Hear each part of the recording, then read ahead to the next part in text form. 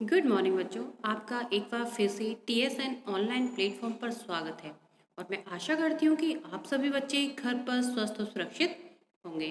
बच्चों, अभी आप घर पर ही हो तो आपकी पढ़ाई का लॉस ना हो इसके लिए इसलिए हम आपके लिए रिवीजन PDF बना रहे हैं। ठीक है, तो जो रिवीजन वीडियो है उसका जो लिंक आपके व्हाट्सएप ग्रुप में आता है और जब वीडियो आता है उसके बाद फिर PDF आती है, वो भी आपके व्हाट्सएप ग्रुप में ही आती है। तो आपको जो वर्क आ रहा है उसको अपनी हिंदी की नोटबुक में करना है, साथ के साथ उसको लर्न भी करना है। ठीक है, समझ में आ गया आपको? यदि आप हैंड टू हैंड लर्न करते जाओगे तो उससे क्या होगा कि आपको जब एग्ज़ाम आएंगे तो जब आप लर्न करोगे तो वो एक बार और आपका रिवीजन हो जाएगा, तो आपको प्रॉब्लम नहीं आएगी। ठीक है, तो बच्चों आज हम कक्षा 4 की हिंदी पाठ्य पुस्तक नीलमणि का पाठ है हमारा 17। नाम है इसका प्रदूषण। ठीक है, प्रदूषण का क्या अर्थ होता है? जब मैंने आपको पढ़ाया था तब सारी चीज़ें अच्छे से डिटेल में बताती थी। प्रदूषण यानी कि किसी चीज़ का गंदा होना। जैसे हमारी जो वातावरण है वो दूषित हो रहा है। कैसे हो रहा है? कि धुआं निकलता है। कहाँ से? कारखानों से।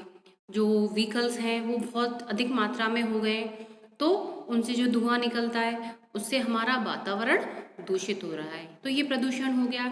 एक बहुत तेज स्वर में हॉर्न का बजना, बहुत शोर होना, तो ये ध्वनि प्रदूषण हो जाता है। ठीक है, तो प्रदूषण के भी कई प्रकार होते हैं। ठीक है, तो इस पाठ के अंतर्गत प्रदूषण के बारे में बताया गया है कि प्रदूषण का क्या कारण है, इसको हम कैसे दूर कर सकते हैं। ठीक है, तो ये हमारा रिवीजन है जो चैप्टर के लास्ट में जो एक्सरसाइज दी हुई होती है उसमें से ही मैंने ये आपकी रिवीजन वर्कशीट तैयार की है।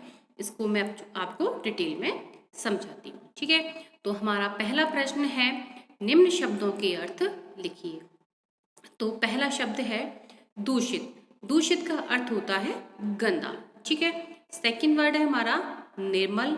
निर्मल का अर्थ होता है स्वच्छ। फिर है हमारा तीसरा शब्द मृत्यु। मृत्यु का अर्थ होता है मौत। फोर्थ शब्द है हमारा एनीमिया। एनीमिया का अर्थ होता है खून की कमी होना। ठीक है, तो ये हमारे हो गए शब्दार्थ। ठीक है, अब हम आगे बढ़ते हैं। अब आता है प्रश्न नंबर 2। सही विकल्प का चयन करिए। एक क्वेश्चन होगा, उसके ऑप्शंस दे रखे होंगे। ठीक है, तो जो ऑप्शन राइट लगेगा हमें उसको राइट टिक कर देना है। ठीक है, तो जो हमारा पहला प्रश्न है वह है, आजकल गंगा का जल हो गया है। पहला ऑप्शन है नीला, सेकंड ऑप्शन है प्रदूषित। तो गंगा का जल कैसा हो गया है? प्रदूषित हो गया है, तो हम प्रदूषित ऑप्शन को राइट टिक कर देंगे। फिर आता है क्वेश्चन नंबर 2। बड़े बड़े शहरों में लगाए जाते हैं। ऑप्शन 1 है कारखाने, ऑप्शन 2 है जहरीले रसायन। तो इसका राइट आंसर होगा कारखाने। ठीक है, अब आता है प्रश्न नंबर 3। पिताजी को टीबी हो गई थी, क्यों हुई थी?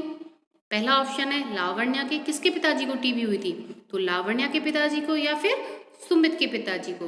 तो जो टीबी हुई थी वह लावण्या के पिताजी को हुई थी, इसलिए जो हमारा पहला ऑप्शन है लावण्या, उस पर हम राइट टिक कर देंगे। ठीक है, अब आता है हमारा प्रश्न नंबर 3।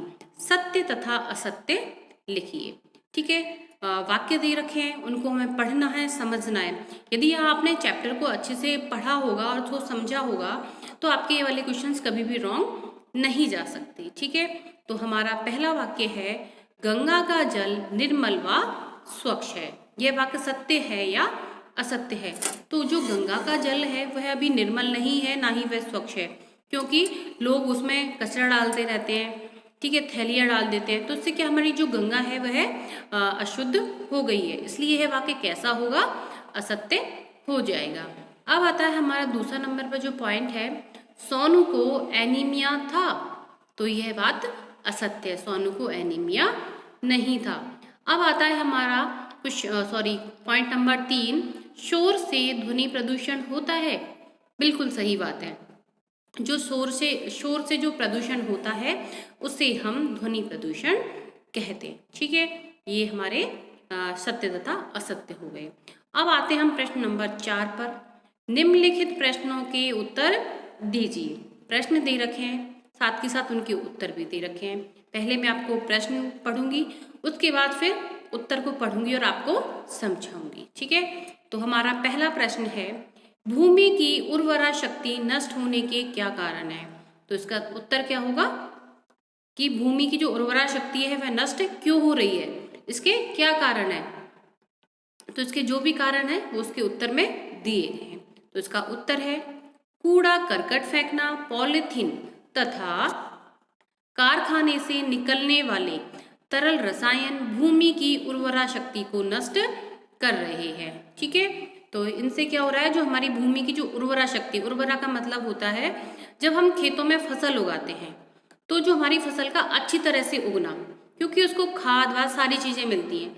लेकिन जब हम कूड़ा करकट, पॉलीथीन तथा कारखानों से जो तरल रसायन निकले वो भूमि जब में जाकर मिल रहे हैं, तो उससे क्या है, जो हमारी फसलें हैं वो अच्छी तरीके से पैदा नहीं होती हैं। तो जो हमारी पैदावार है वो अच्छे से नहीं होती है। इसका कारण ये सारी चीजें हैं कि जो कल कारखानों से निकलने वाला जो तरल रसायन है, कूड़ा करकट है और पॉलीथीन है, तो ये सारी चीजें उर्वरा शक्ति की नष्ट होने के रीजंस हैं। ठीक है, अब आता है प्रश्न नंबर 2। वातावरण के दूषित होने पर कौन कौन सी बीमारियों के होने का खतरा होता है? कि हमारा वातावरण दूषित क्यों हो रहा है, इसके क्या रीजंस हैं, क्या खतरा हो रहा है?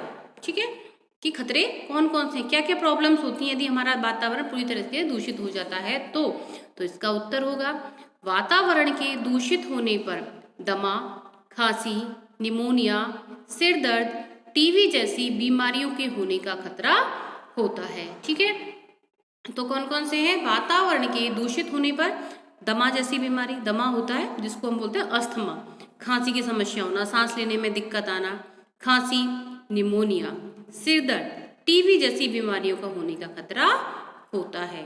इसलिए हमें क्या करना है, हमारे वातावरण को दूषित होने से बचाना है। अब आता है प्रश्न नंबर 3। प्रदूषण किन किन कारणों से होता है? तो क्या रीजंस हैं जिनसे हमारा जो वातावरण है वह प्रदूषित हो रहा है? तो उसका उत्तर है, जंगलों को नष्ट कर देने से, बढ़ती हुई जनसंख्या की आवश्यकताओं की पूर्ति के लिए पेड़ों को नष्ट करने से।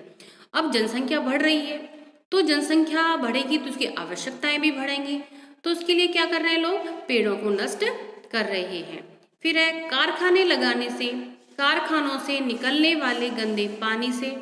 ठीक है, और यदि हम अधिक मात्रा में कारखाने लगाएंगे तो उनसे भी वातावरण प्रदूषित हो जाता है, और जो कारखाने लगा रहे हैं फिर उनसे जो गंदा पानी निकलेगा वह भूमि पर विषैले पदार्थों को डाल देने से प्रदूषण होता है।